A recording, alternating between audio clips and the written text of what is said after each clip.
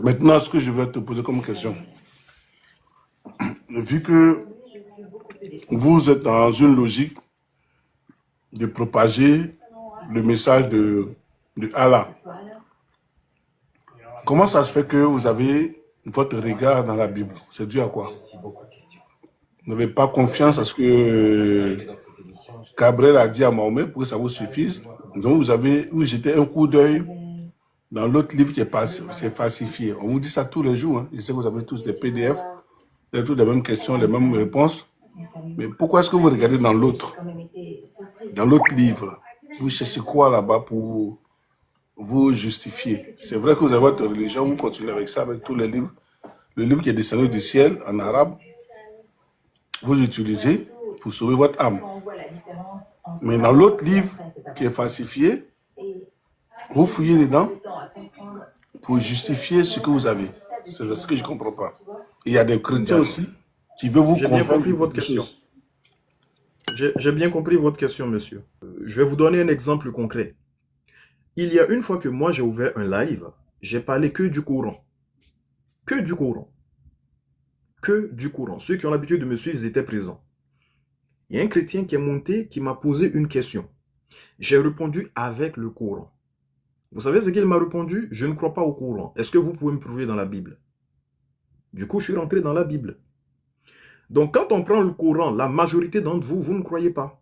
Vous n'acceptez pas. Sinon, nous, dans le Coran, c'est clair. Hein? Allah est la divinité que nous devons adorer. Et Isa, Jésus, c'est un messager, c'est un envoyé de Dieu. Le prophète Mohammed, c'est un messager, c'est un envoyé de Dieu.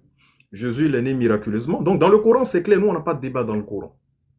Maintenant, pour vous faire comprendre à vous, si j'utilise le Coran, vous n'allez pas l'accepter. Vous allez même refuser systématiquement ce que je vais vous donner comme texte.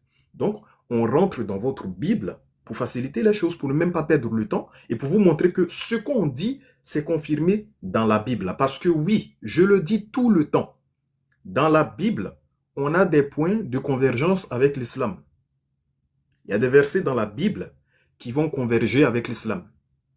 Les versets dans la Bible qui vont converger avec l'islam, on n'a pas d'autre choix, monsieur, que de les accepter parce qu'on ne peut pas contredire notre religion. Si par exemple dans le Coran, Allah nous dit « Wa rasulani la bani Israël », Allah il a fait de Jésus un messager aux enfants d'Israël, et que dans la Bible, c'est confirmé « Je n'ai été envoyé qu'au brebis perdu de la maison d'Israël », on accepte. Si dans le Coran, Allah il dit « Huwa Allahu ladhi la ilaha illahu », je suis Allah, il n'y a pas d'autre divinité en dehors de moi. Il n'y a pas d'autre Dieu que vous devez adorer en dehors de moi. Si Allah il le dit dans la Bible, dans le Coran, et dans la Bible, Jésus nous dit, oh la vie éternelle, c'est qu'ils te connaissent, toi, le seul vrai Dieu, celui que tu as envoyé, Jésus-Christ, ben on accepte. Ce sont des points qui convergent. Donc ça, on accepte. Au fait, contrairement à vous, nous reconnaissons que dans la Bible, il y a du vrai. Et ce qui est vrai là, on ne peut pas dire c'est faux. Vu que le prophète nous a parlé de ça, vu que c'est mentionné dans le Coran aussi, on accepte. Mais dans la Bible, il y a le faux. Et ce qui est faux, nous musulmans, on fait attention. Et dans la Bible, même vous, chrétiens, vous faites ça. Les catholiques n'ont pas la même Bible que les protestants. Les protestants n'ont pas la même Bible que les témoins de Jéhovah. Il y a des versets que les catholiques vont accepter, que les témoins de Jéhovah vont refuser. Il y a des versets qui ne sont pas dans la traduction du Monde Nouveau des témoins de Jéhovah, mais qui sont dans la Bible des catholiques. Vous voyez? Donc, si nous, musulmans, on fait ça, pourquoi vous nous en voulez? Je ne comprends pas, monsieur. Moi, je pense que vous devez accepter à partir du moment où ce qu'on dit est vrai. À partir du moment où ce que nous, musulmans, nous disons est vrai, là. Normalement, il faut l'accepter, il n'y a pas de débat. Par exemple, monsieur, tout de suite, quand Jésus nous dit la vie éternelle est de reconnaître un seul Dieu et que lui, Jésus, il est un envoyé, là, est-ce que vous acceptez ça? Oui, tout ce qui est dans la Bible, on l'accepte.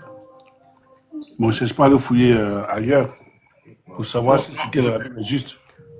je repose ma question. Lorsque Jésus dit, or la vie éternelle, c'est qu'ils te connaissent toi, le seul vrai Dieu et celui que tu as envoyé, Jésus-Christ. Dans ce texte-là, est-ce qu'il n'y a qu'un seul Dieu et est-ce que Jésus, il est l'envoyé de Dieu?